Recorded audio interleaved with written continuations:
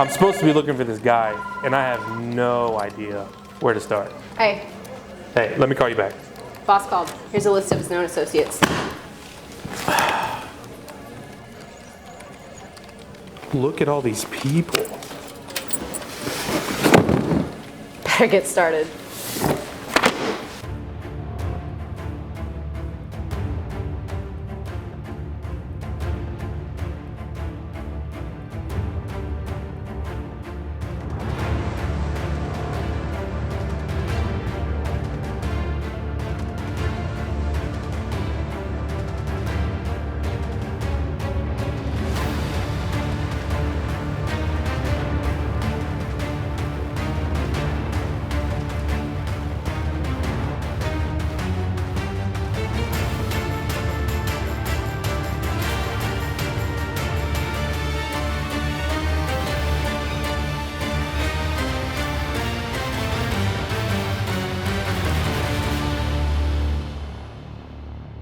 Sounds like I'm gonna need some backup. Iconic. Legend. He's kind of an enigma. He's USA built. Unbelievable. He's the Mac Daddy. Engaging. Outgoing. Daring. Adventurous. He can be funny. Very bubbly. And witty. Wise. A survivor. Strong and powerful. Unshaking. Determined. Shoot from the hip. Very motivated. Intelligent. Very calculating. Fierce. A go-getter. Tenacious. Hardworking. Honorable. Loyal. A gentleman. Affable. Generous. Thoughtful. Kind. Compassionate. Humble and loving. Flawless. Almost. What makes him so good at what he does? He's a cool guy. He's been around. He knows what he's doing. He'd dance with you if you wanted to dance, I'll put it that way. Full speed ahead all the time, 100 miles an hour. He knows his domain. He knows his area. He's good at what he does, and everybody knows who he is and what he's doing. He's king of the jungle. He can have a big bite, but he's really gentle. He sneaks up and he's really smart. He is very sincere in everything that he does. He treats everybody on the same level, and no matter who they are or what background they come from. He's just one of those people that can move mountains if he wants to. I mean, he's one of the few people in the world that'll actually give you the shirt off his back, even if it's 40 below zero and he doesn't have a shirt. He enjoys the success of others more than the success of himself. He's so respectful and kind to everybody. You can always trust John Christner. If he says it is, you know it is. His work ethic and how he does care about people and everyone he treats the same. He is very attentive to the people that work for him. He makes it a special effort to get to know them. John is never a person that ever overlords anybody else. You know, you learn a lot when people talk about two things, their spouse and their family. And John speaks so highly of Gloria, speaks so highly of his family. He's very proud of his family. You know, I believe there are days the sun rises and sets on John. He is the nicest, kindest, most generous man I think I know. He has a character that you want to mimic, but I don't think that many people can ever figure out how to have the same kind of character. You always remember your name, and that's a presence right there. That's a guy that's got it going good. He makes everybody feel like they're the most important person in the room. He's just a storyteller. Like, he has so many experiences and stories to tell you, and I feel like you can see that in his personality. I mean, my dad loves people and interaction and just has so much energy and passion for the simplest things. Don't know if I've ever heard the man utter an unkind word. He's always complimenting. He makes you feel like you're part of his inner circle, and he has a very big circle. He never forgets his friends. He keeps up with everybody. People is what really makes Papa tick. His people love him.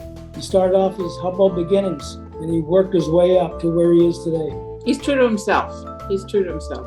He's willing to go after what he wants. He just never gives up and always believes. Once he sets his mind to something, he's going to do it. If someone asked me to give them the name of someone who would be a good mentor or role model, I would give the name John Christner. You'll never find John shying away from a challenge or from a difficult situation. You always know that John's got your back and that he's going to be a protector.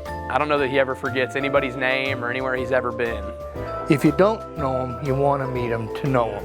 He's very smart, intelligent, and he's a leader. He is a leader, and he takes care of everyone around him. John is an icon. John is, people look up to John because he's such a teacher, he's such a mentor. He's just a remarkable man.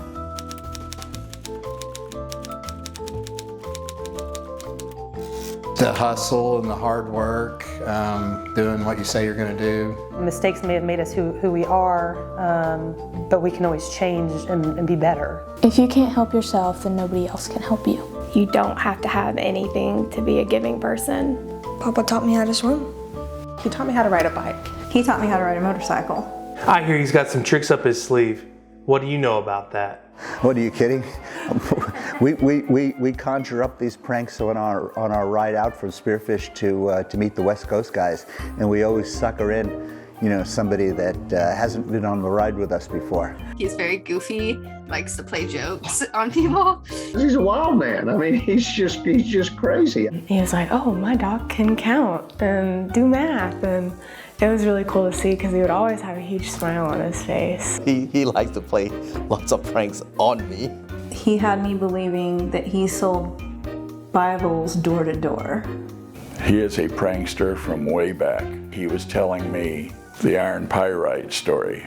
It's about fool's gold and pulling over to the side of the road and salting a creek bed with iron pyrite and then dropping to his knees when others come over to see why he's on the ground, saying, "Look what I found, it's everywhere." Everything's for sale. The price is right. People don't care how much you know until they know how much you care. Every time you get up in the morning, get up with a purpose. When we're riding and we have a beautiful day, a beautiful morning or something, John always says it's a beautiful Victoria day. Everything is highly insured around here except the clocks because everybody keeps a close eye on them. That he's in the people business. And they have asked, what do you mean you're in the people business? He's got a trucking company. He says, I'm in the people business. They just happen to drive trucks. So tell me about the time you spent with him. Maybe that'll help me find him. Visiting them in Florida, them coming up here or riding together. It's just a great friendship. I wish they lived closer. I remember being a little kid and just going and getting on a truck way back in the day and Papa being there. And so I always just associated Papa with trucks when I was little. My earliest memory of Papa is probably sitting on his couch and eating vanilla ice cream and Nesquik. And it's no longer part of his diet. I think he probably lost 20 pounds since he cut that out. Every time we would go over for dinner, he would always want ice cream after dinner, and he would always ask everybody, you want some ice cream? He used to take me to Brahms all the time. And we'd go get a tub of ice cream, and then eat it with Nana in the kitchen. And I remember him and Nana got me this little leather purse that had pink rhinestones on it, and his friends at the Harley store would fill it up with Tootsie Rolls. While he was diving, he was Mr. Calm. Oh. Mr. Cool. Unbelievable. Mr. Calm. This was him diving. Probably one of my favorite memories is after school I'd walk to his house and we would hang out all day and all evening and just have fun, yeah. I remember one time he called me, and it was probably 2 or 3 days before he was leaving to go to Biketoberfest in Daytona, and wanted to know if I wanted to ride down there with him, and I said, sure, I'll ride down there with you. So he and I left. 900 and some odd miles later, I learned real quick that if you're going to ride with John, if you have to go to the restroom or you want something to eat or something to drink, you better do it while you're fueling up because he's not stopping. Probably 2 or 3 years after I'd been here, he came in about 9 o'clock one morning and in the door, and I happened to be standing by the door, and I asked him, I said, John, do you know what time we start around here? And he looked at me and he said, no, you guys are always open when I get here. John Christner and I were riding our motorcycles up to Lake Placid for the Kyle Petty charity ride. And it got cold as we went up north and got into Ohio and all. And I'll never forget, John said, hey, Don, I got a room for both of us. And I said, 5. And he was snoring to beat the band. And I developed an immediate love, admiration, and respect for Gloria, because I said, now there's a woman that stands by her man regardless. I know he's been all over the place. Where have you seen him? He's ridden motorcycles in Europe and Asia, South America. We went to New York, we went to Washington, Oregon, California. Cabo San Lucas. Trips to Peru and Bolivia. Trip to Ireland was fantastic. It was a pleasure on the trip in South Africa. To Sri Lanka. We were in Utah and Monument Valley. Well, you should ask the other way. What places hasn't he visited? Does this guy ever slow down? I think the accident slowed him down just a little bit for a short time, but it didn't stop him. I was at work and Gloria called me and said he'd been in a wreck, and yeah, that was, you know, I mean, you know, we knew he was alive, so, you know, obviously the call could have been a lot worse, but we didn't understand fully the extent of the details of the accident or the injuries, and that all started unfolding. I was actually right in front of him, and I just happened to look in my rear mirror and I watched him go and then toss, and I'm like, oh my God. I saw a big cloud of dust up behind me. I mean, I didn't know who it was or what it was. Everyone pulled over, knowing his age and just knowing how banged up he was. You know, I knew to just keep him stimulated, keep him out of shock. You know, the ambulance was there. I put Billy in the ambulance with him just to get him to the hospital, to make sure that Gloria knew to call my wife to get the ball rolling on how to take care of him. It was, you know, John crashed and you have Gloria's phone number, call her. I'm like, oh my God, what a phone call to make that day.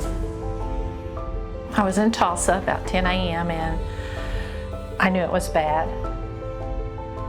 That was a bad day. It's a really rough day. Needless to say, it wasn't good. And I'm going, you know, of course you're going, he's such a good rider, how could that happen? It made my stomach hurt, it made me sick to my stomach, just not being able to know what was going on, and he was so far away, and it just happened instantaneously, just quick, and then I didn't have any information, so just you feel helpless. Just that not knowing drove me crazy. I was just like, oh my gosh, is he okay? Like how did this happen? How old he is, and that's what got me. How old he is and him crashing. We're praying for him. We hope he makes it. And I told God, I said, God, don't be through with John. He's a great man. He's loving. He's compassionate. He's caring. I said, we need more people like him. Please pull him through this. I didn't want to lose him. He talked about like what happened. And oddly enough, he seemed fine because you couldn't tell that he was in as bad a shape as he was. We have 12 ribs on each side, men do. 11 on each side were broken. I knew he couldn't walk. I thought he was paralyzed for a little bit. His helmet literally was peeled like a hard-boiled egg. I remember, you know, seeing the helmet and the huge just dent in his helmet. I remember collapsed lungs. Broken neck, a broken back. His face was broken. He broke his ankle. His legs. Jaw was broken. I didn't realize that it was as serious as it was and as life-threatening as it was, and how close we came to losing him. Pretty hard to hear everything that he had been through. You're worried about this fracture, and then you find out he's got spinal fractures, find out he's got skull fractures. It got more fearful the first week. I'd say as much as anything, it was just frustration. It was just, you know, like, hey, we've got the means to get there, we can get there quick. But you can't go in the hospital. But you can't get in the hospital. I wish I could have gone to him. I wanted to go there. I wanted to see him. I wanted to stand by his bed. I wanted to say, hey, John, I'm here. You okay? You know. If it weren't for the COVID and all that, I would have been there immediately, as John would be for me. You know, when somebody has an accident, you want to be closest to them. You want to be there and let them know that you're trying your best to support them. And not being physically there is one of the hardest things.